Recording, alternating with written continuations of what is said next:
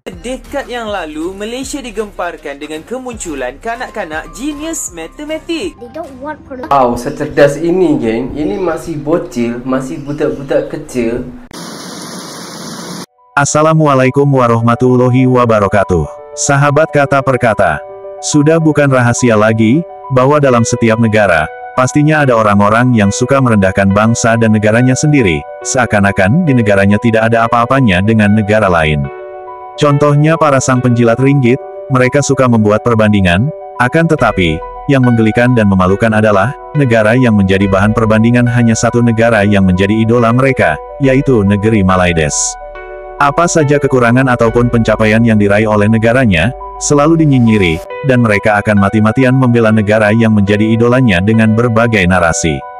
Seakan-akan di negara yang dibelanya yaitu negeri Malaides, tidak memiliki kekurangan sedikitpun. Warganet Indonesia yang sudah terjangkit penyakit Wahamisme, yaitu sang penjilat ringgit Zainal Story, membandingkan seorang anak dari negeri Malaides, yang katanya menjadi juara matematika internasional. Dan menilai kalau anak-anak Indonesia seakan-akan tidak ada yang cerdas atau jenius. Kemudian di video lainnya, sang penjilat ringgit juga membandingkan dan membanggakan negeri Malaides, yang katanya sudah membangun teknologi AI, sementara Indonesia masih sibuk dengan pengangguran. Secerdas ini, geng. Ini masih bocil, masih budak-budak kecil, berani menyekolahkan netizen-netizen Konoha. Sementara di negara kita, budak-budak kecil tak secerdas ini, geng. Kalau bicara tentang orang-orang yang bertipe seperti ini, sebenarnya orang-orang seperti ini hanya sedang menunjukkan kebodohannya dan kedunguannya di jagat maya. Ia mengira orang-orang Indonesia termasuk anak-anak Indonesia tidak ada yang jenius. Mungkin karena kelamaan bekerja di negeri Malaides, sehingga ia buta bahwa banyak anak-anak Indonesia yang jenius, bahkan mampu menjuarai kompetisi-kompetisi di tingkat internasional. Misalnya seperti Cleona Einar Maulidiva, dari Sidoarjo, gadis cilik ini meraih juara International Mathematics Olympiad 2018, dan juga meraih juara dalam kompetisi matematika tingkat dunia di ajang World Mathematics Invitational. Lalu ada Faras Fahril Anam, siswa madrasah dari Jakarta yang berhasil meraih juara pada International Mathematics Wizard Challenge atau IMWIC 2018.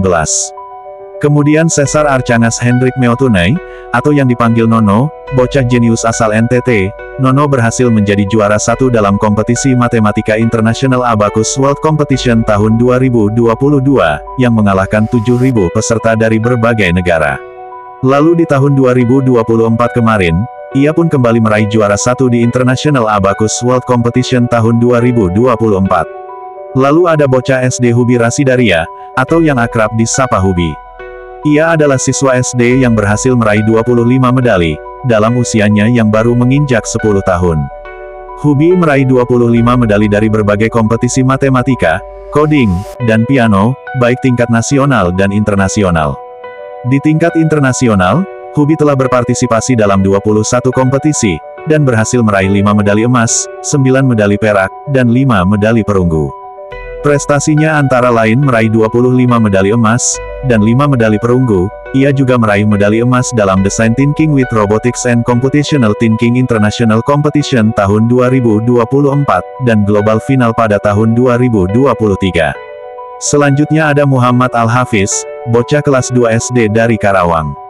Ia berhasil meraih juara matematika dalam ajang Greater Bay Area Mathematical Olympiad Final Round 2024. Kemudian Felicia Dahayu, pelajar dari SD Negeri 1 Pesanggaran, Banyuwangi, Jawa Timur, meraih medali emas pada Olimpiade Coding Internasional, di Konam National University.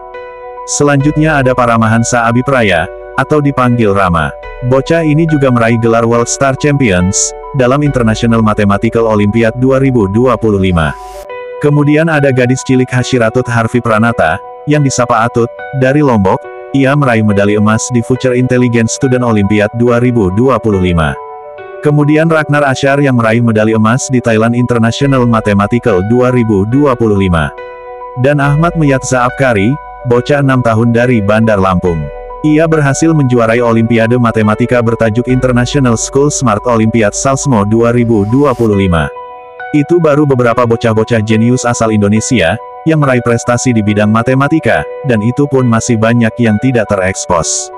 Belum lagi ada anak-anak Indonesia lainnya, yang meraih prestasi dunia di bidang fisika, kimia, biologi, dan juga di bidang pengetahuan lainnya. Dan yang lebih menggelikan lagi pada video lainnya, yang ditampilkan oleh sang penjilat ringgit, ia mengatakan bahwa, negeri Maldives sudah membangun teknologi dunia. Kita masih sibuk dengan pengangguran, begitulah ungkapnya. Sang penjilat ringgit benar-benar menunjukkan kebutaannya pada negaranya sendiri. Sudah begitu banyak teknologi berbasis AI yang dibuat oleh anak-anak bangsa Indonesia, dan itu pun sudah bermanfaat untuk banyak orang. Apalagi jika berbicara tentang pembuatan robot. Padahal robot-robot karya anak bangsa Indonesia pun sudah bersaing dalam beberapa kompetisi internasional, dan ada juga yang sudah bermanfaat di bidang pertanian, perdagangan, militer, dan lain sebagainya. Mungkin dalam benaknya, robot itu hanya berbentuk seperti manusia, yang bisa bicara, tidak dalam bentuk lain. Dan mungkin juga dia belum tahu bahwa, ada juga anak bangsa Indonesia yang membuat robot hanya menggunakan barang-barang bekas, hingga tembus ke pasar internasional. Pria asal Tegal ini mampu menyulap onderdil bekas jadi robot dan tembus ke pameran internasional. Bahkan hebatnya, apa yang dia buat ini benar-benar sangat mirip dengan berbagai macam karakter yang biasanya ada dalam film. Bahkan bisa bergerak juga. Asli, ini keren banget sih. Jadi emang dia bakat ya? Dan dia juga ngejual robot ini. Bener banget, Rin. Jadi beliau adalah Umar Mustafa, usia 32 tahun, warga desa di Kabupaten Tegal. Dia buat karya-karya ini dari onderdil bekas yang dijadikan replika robot. Dia bukan lulusan teknik, dia alumni pondok pesantren. Dia mampu menciptakan meja, beca, hingga robot berukuran 2-3 meter. Ini semua dilakukan secara otodidak. Dia mulai merakit sejak tahun 2018. Menggunakan suku cadang motor dan mobil bekas, seperti shock breakernya, gear, knalpot, atau bagian-bagian mesin lainnya. Karyanya, yang paling menonjol adalah Transformers, setinggi 2 meter, dan dipamerkan di ASEAN Rural Culture Expo di Sleman, Yogyakarta. Berapa lama pengerjaan robot ini? Sebenarnya tergantung dari apa yang dia buat, namun kalau untuk robot, itu memakan waktu sekitar setengah bulan. Bahkan ada 5 replika robot lainnya dalam acara yang waktu itu didatangi. Karyanya bahkan sudah menembus pasar internasional, dan sudah dipesan dari berbagai negara seperti dari Korea Selatan dan Amerika Serikat. Satu hal yang patut dipertanyakan, jangan-jangan orang ini tidak memahami seperti apa teknologi AI itu sendiri. Dan jika ditelusuri dari konten-konten para kaum waham sang penjilat ringgit, maka kita akan coba kaitkan dengan tinjauan dari Cognitive Dissonance Theory, atau teori ketidakseimbangan kognitif. Teori ini dicetuskan oleh Leon Festinger pada tahun 1957, dalam bukunya, ia mengatakan, ada individu yang berusaha mengurangi ketidaknyamanan yang dirasakan olehnya, akibat inkonsistensi antara keyakinan, sikap, perilaku mereka, dan dunia nyata. Dari hal tersebut, maka jika dikaitkan dengan psikologi, maka ada sesuatu penyakit yang dinamakan Dark Syndrome. Orang yang menderita Dark Syndrome, cenderung suka membandingkan dirinya dengan orang lain, dan merasa bahwa hidup orang lain lebih baik dan sempurna darinya. Ia akan memuji-muji orang lain, meskipun ada kelebihan atau keunggulan pada dirinya sendiri. Sementara secara psikolog klinis, orang-orang seperti para penjilat ringgit, sebenarnya mengalami impostor sindrom atau impostor phenomenon. Fenomena psikologis adalah, di mana seseorang tidak mampu menerima dan menginternalisasi keberhasilan yang ia raih. Dengan kata lain, orang yang mengalami impostor sindrom, selalu mempertanyakan dirinya sendiri, atas pencapaian atau prestasi yang telah diraihnya. Ia merasa kesuksesan yang berhasil diraih merupakan bentuk dari keberuntungan, atau kebetulan semata, bukan karena kemampuan dari dirinya. Ia pun akan mencari-cari kekurangan dalam dirinya, lalu membandingkan dengan orang lain, karena ia bermimpi menjadi seperti orang lain. Hal ini sama juga dalam kehidupan berbangsa dan bernegara. Tipe orang-orang seperti sang penjilat ringgit, sering memuji-muji negara lain. Dan bagi mereka, negara yang ia puji adalah negara yang paling ideal. Walaupun pada negara tersebut ada berbagai macam kekurangan. Sementara pada negaranya sendiri, meskipun ada keberhasilan, kesuksesan, dan kelebihan, namun ia akan menepisnya.